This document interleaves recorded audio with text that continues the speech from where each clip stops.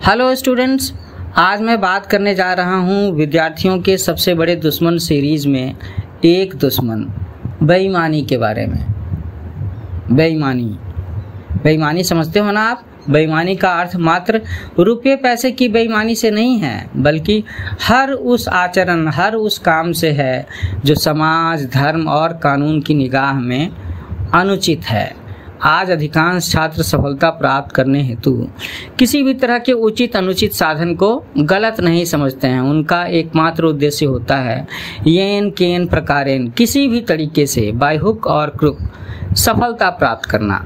कई छात्र मार्कशीट में चेंज करा करके नौकरी पा लेते हैं ना। वो अपने मार्कशीट में छेड़खानी करके उसकी फोटोकॉपी ऐसी वैसी कॉपी बना लेंगे और प्राइवेट कंपनीज में नौकरी हासिल कर लेते हैं।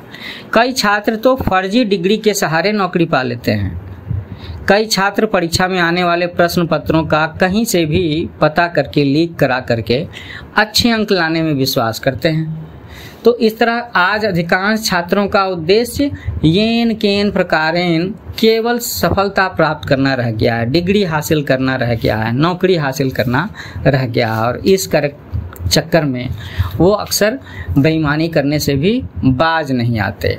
ये हमेशा याद रखनी चाहिए कि जिस सफलता की नींव बेईमानी पर रखी गई है वो कभी भी आपकी असफलता में बदल सकती है।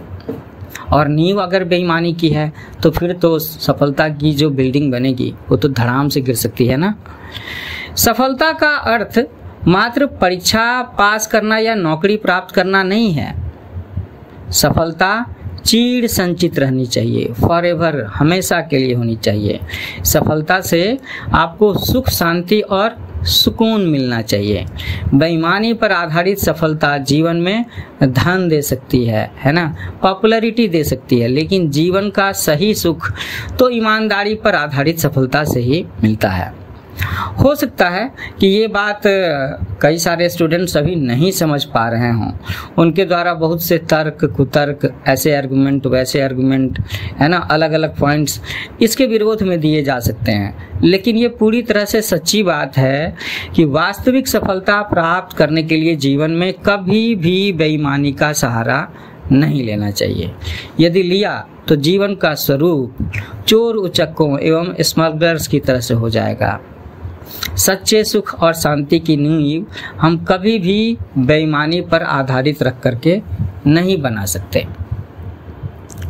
किसी ने कहा है कि अगर आपका घर गया, जमीन गया, रुपया पैसा धन संपत्ति गई तो वापस आ सकता है, लेकिन अगर आपका कैरेक्टर गया तो फिर आपको अपनी इज्जत बचाने में, दोबारा वही इज्जत पाने में क्या पता वर्षों बीत जाएं और वो बात हो पाए या ना हो पाए। तो बेईमानी कुछ ऐसी ही चीज़ है कि एक बार किसी के ऊपर अगर बेईमानी का धब्बा लग जाए तो लोग जल्दी उसे भूलता नहीं है ना। उसे ईमानदार बनने में, अपने आप को ईमानदार दिखाने में काफ़ी लंबा वक्त लग सकता है।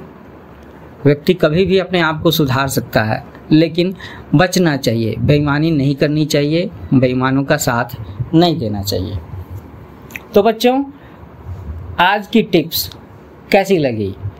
मैंने कहा था ना, विद्यार्थियों के सबसे बड़ी दुश्मन में से एक दुश्मन है बेईमानी। तो बेईमानी सच में बड़ा दुश्मन है।